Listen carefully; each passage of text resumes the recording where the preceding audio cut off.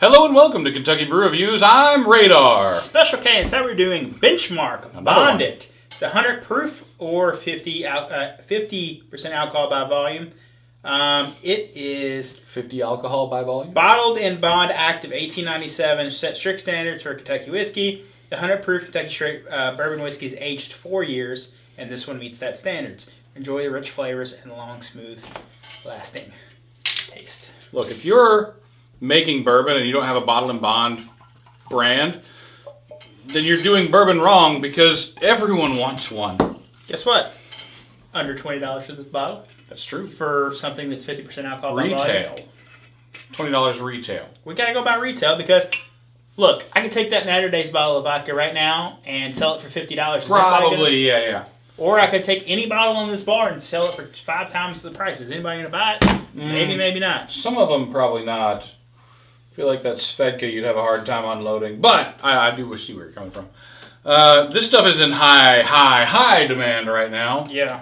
If you want to get it for the retail price, you're going to have to go to a big alcohol store. It'll be all of them under $20. So generally, most of them between 10 and 17. There's one or two that are like 19 that are the more higher proof. So, we got them right when they came out, and by we I mean him.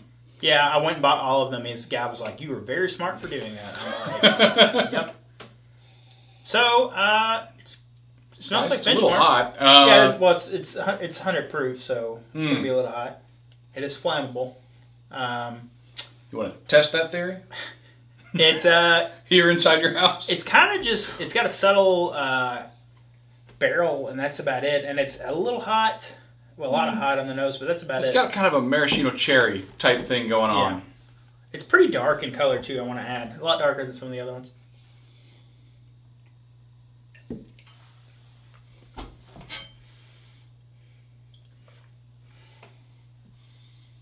It's spicy. It is. Like not spicy hot, but like spicy as in it feels like there are spices in this, like some sort of spice mix. It's got a nice sweetness. It's not too sweet. Like some bourbons get too sweet. It's got it's pretty well balanced in that department. It's got some decent flavor there. Like it tastes like it tastes like it's aged a little bit more than 4 years. I would argue that 5 or 6 years. What? Yes. It's a lot of barrel. It's got a little bit of like a dark fruit flavor.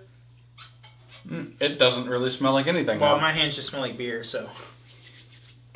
There it is. It smells bready. Like there's some sort of bread crustiness happening. Rye bread, musty, hay barn.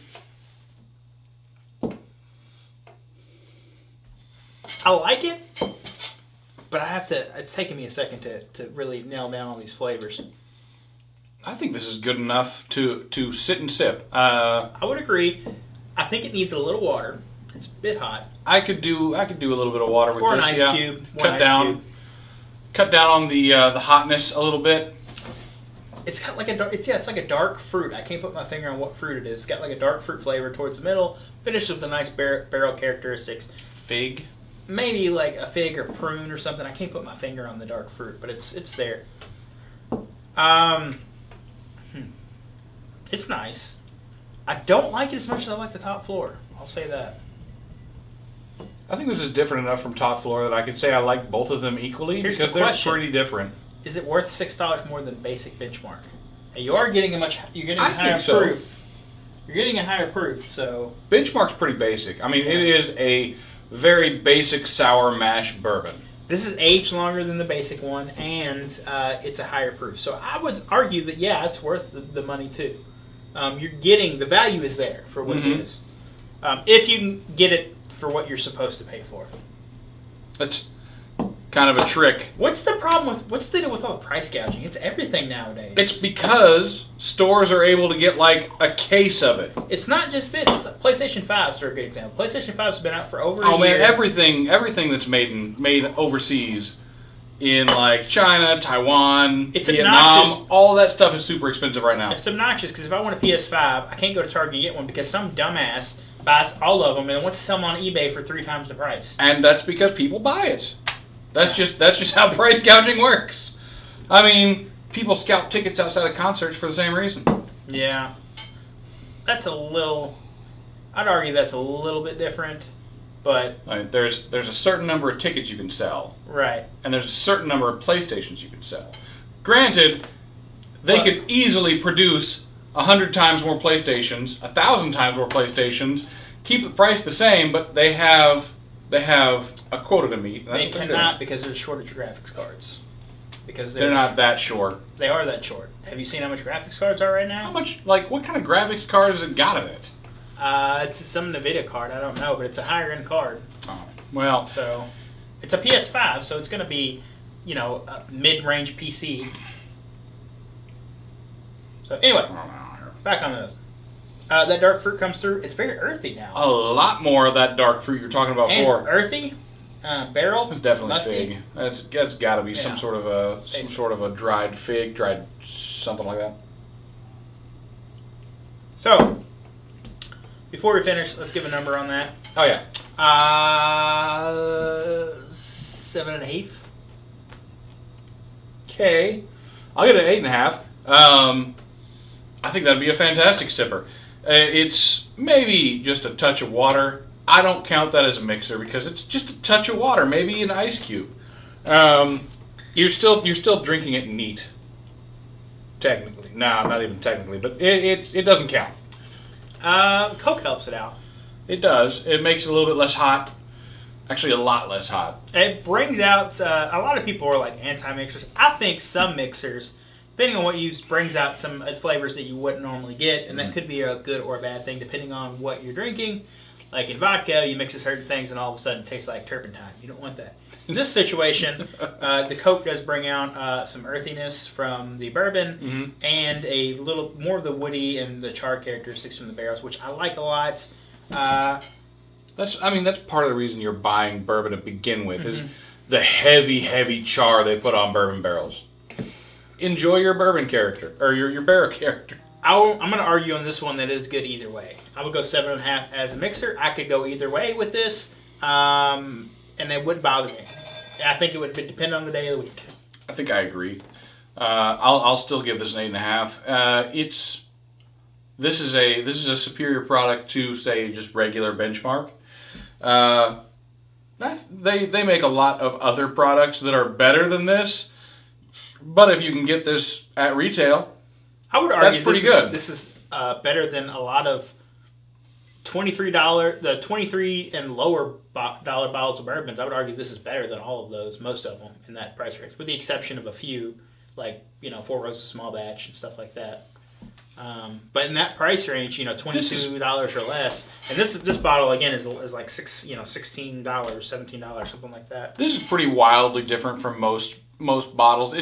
It's got a very abrupt, powerful flavor, and then there's not a whole lot of aftertaste. It's very different from a lot of the other products you can get in the $20-ish range. It's no $35, $40 bottle of bourbon. But that being said, it's good for what it is. I would have it on hand just to surprise people with. I wouldn't show them what I was making their drink with / pouring their straight sipper with. Just hand it to them and be like, here, what do you think of this? Yeah. And then watch as their brain explodes when I'm like, that's Benchmark. I would like to think that we had something to do with Benchmark gaining popularity. Because think about when we started doing the show and think about when we first started doing Benchmark. It was about 4 or 5 years ago. No, I've already decided that's part of the reason. Think about it. It's us. We did our first Benchmark for about 5 years ago. Then all of a sudden they come out with all these new benchmarks 5 years later. It's all us. Yep. That's 4 years old. They listen to 3 fat dudes on the internet say this shit is That's exactly what it was. Would you recommend this?